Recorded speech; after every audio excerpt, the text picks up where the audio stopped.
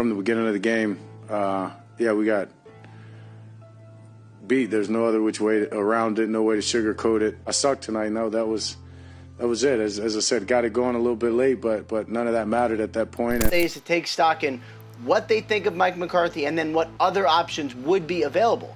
Every time we made a video on this YouTube channel about the Dallas Cowboys, I've consistently shown you this meme of the Dallas Cowboys cycle. And that's to remind you guys, each and every year, no matter how great it looks, the cycle always repeats. The top comment on that meme was the fact that you guys wanted to see my raw, unfiltered, emotional reaction immediately. But you guys have already seen that so many times before. And to be honest, this video needed to be way more dense than that. But before we get to the content, make sure you drop like, subscribe, and turn on our notifications to help the channel grow. This is my third straight day in a row I'm like 4 hours of sleep. Now that we get all that out of the way, break!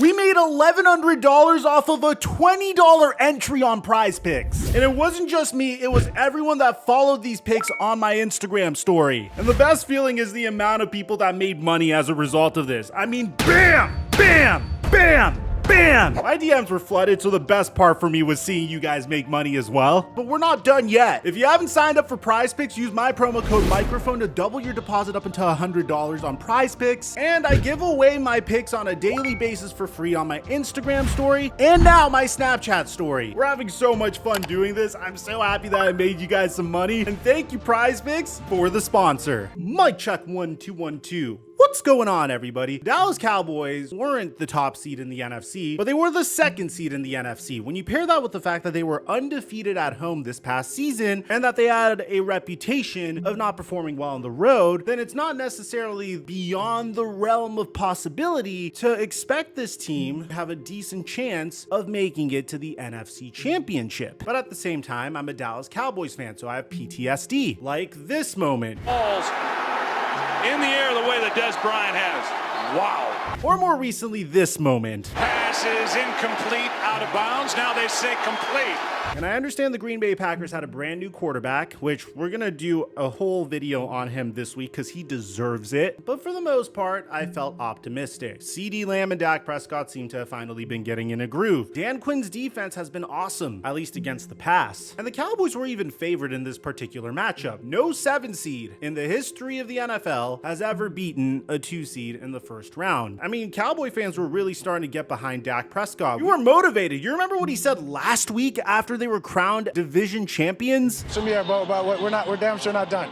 Man, it's only the beginning for us, and I'm excited for it. So of course, Dallas Cowboy fans got excited, but I would like to remind you, each and every year this happens. Each and every year we look great in the regular season. Each and every year we end our season in the most embarrassing fashion possible. Only this time it wasn't against the San Francisco 49ers, but this time we lost in the wild card. Going into the game, Josina Anderson said this about the Dallas Cowboys head coach: the outcome of the Cowboys and Eagles playoffs games this week in the NFC East may have a lot riding on them. I'm told Philadelphia at this time is already considering some staff changes after the season, particularly on the defensive side, per league source. As for Dallas and whether a major change could still happen there, especially if the Cowboys suffered an early exit, a league source with knowledge told me today that anything can still happen, and that was said with all due respect being given to Mike McCarthy. Now, I think it's very lazy and cheap to blame Mike McCarthy solely for this horrible performance against the Green Bay Packers, because it was a complete meltdown from every aspect. The Dallas Cowboys' strength was their defense, but their weakness was clearly their run defense. Aaron Jones had 3 touchdowns on them. Jordan Love threw for 3 touchdowns as well. Dan Quinn, for some reason, decided to run his own defense, despite man defense being the Dallas Cowboys' strong suit the entire season. And could someone please tell me what the actual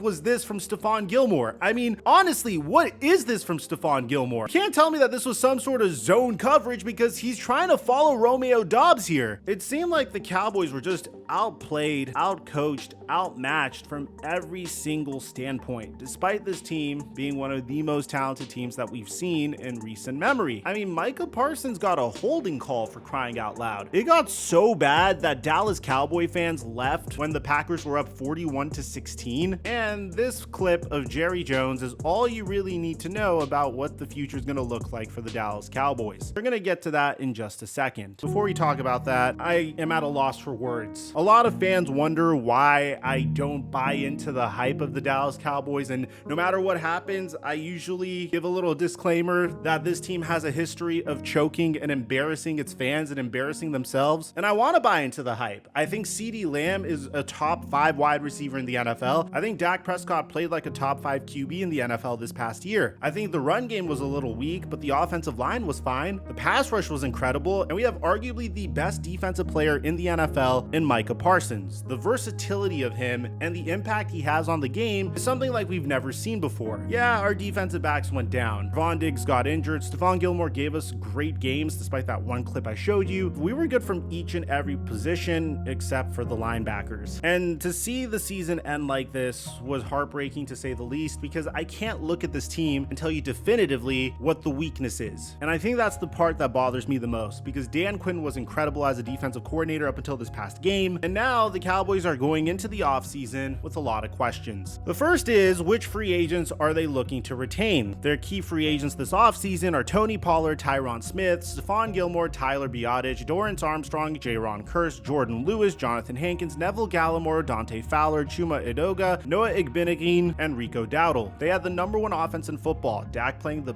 best football of his career, a top 5 defense, a pretty good special teams, and one of the better special teams coaches in the NFL, and they still choked. And this is where I believe we're going to get a little divisive on how this offseason is going to look, because Mike McCarthy has done a great job in relief for Jason Garrett, but honestly, the Mike McCarthy era has been like Jason Garrett plus, in the sense that we'll make it to the playoffs and then we'll choke in the playoffs, whereas in years past, Jason Garrett would just show a complete inability to make any adjustments at all whatsoever, and we would make it to the playoffs and also choke in the playoffs as well, although there were a lot more 8-8 seasons in the latter part of the Jason Garrett era. So there are 2 ways this offseason can go, and I'm just saying this with as clear of a head as humanly possible. The first direction is Jerry Jones gets angry, fires Mike McCarthy, and elevates Dan Quinn. Dan Quinn currently has a bunch of interviews scheduled with 4 NFL teams for his head coaching job, one being the Carolina Panthers, the other being the Tennessee Titans, the Washington Commanders, and the LA Chargers. So do I think any of those jobs could potentially poach him? I think either the Chargers or Commanders are a much more desirable situation than the one he's in now, but I think the Carolina Panthers or the Tennessee Titans could be a potential downgrade. So I don't necessarily know if they're a huge threat for him to leave. There could definitely be the chance that he's just doing this just to boost his value so he could get a bigger contract to stay in Dallas. With that being said, the one thing that I'm sure you guys are all wondering is what the fate of Mike McCarthy and Dak Prescott is going to be. To have Jair Alexander, who by the way had an incredible game, even though some people are saying that this was a penalty, I personally didn't think this was a penalty on Jair Alexander at all. And even if it was, it's not like it would have made a difference at the end of the day. They were both fighting for the ball. You can't call for flags in this particular instance. It's playoff football. That's a signature Jair Alexander play. But to have him say this about Dak Prescott is crazy.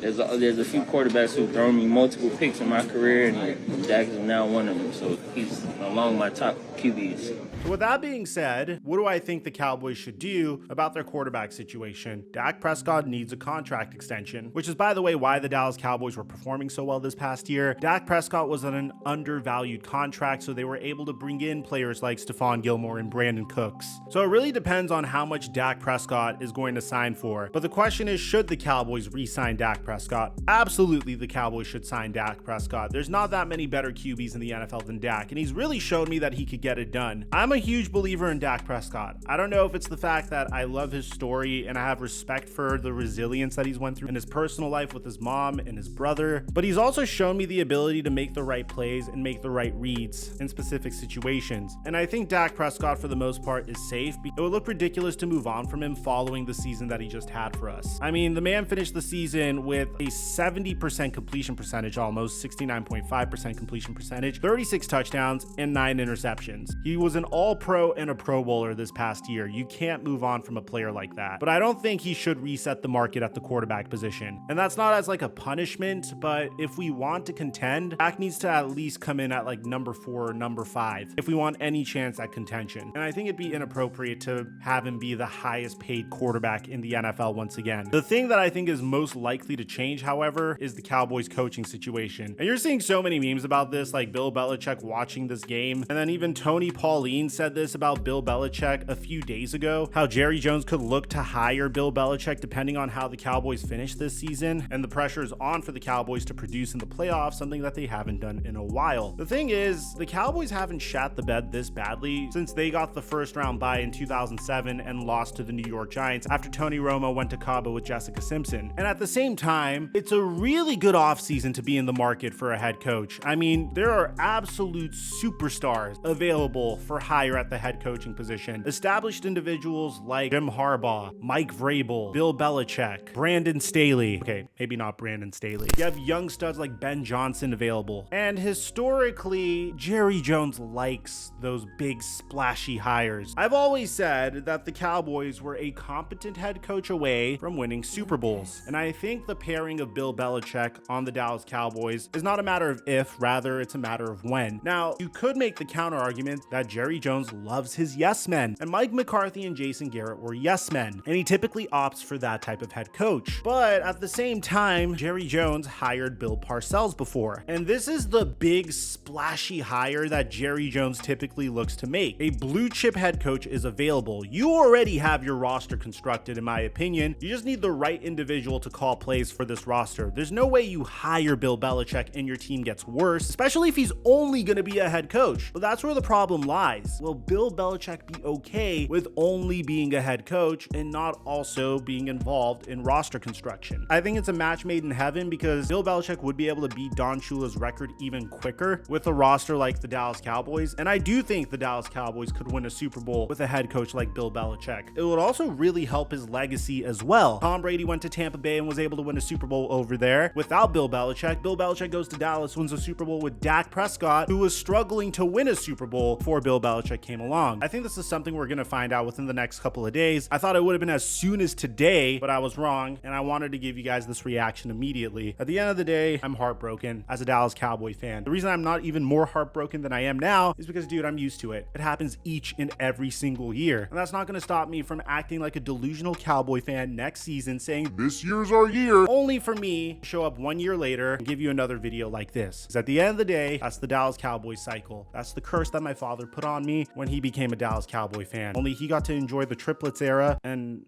I get to enjoy whatever the this is. Back foot has a man wide open. It's going to be caught by Musgrave.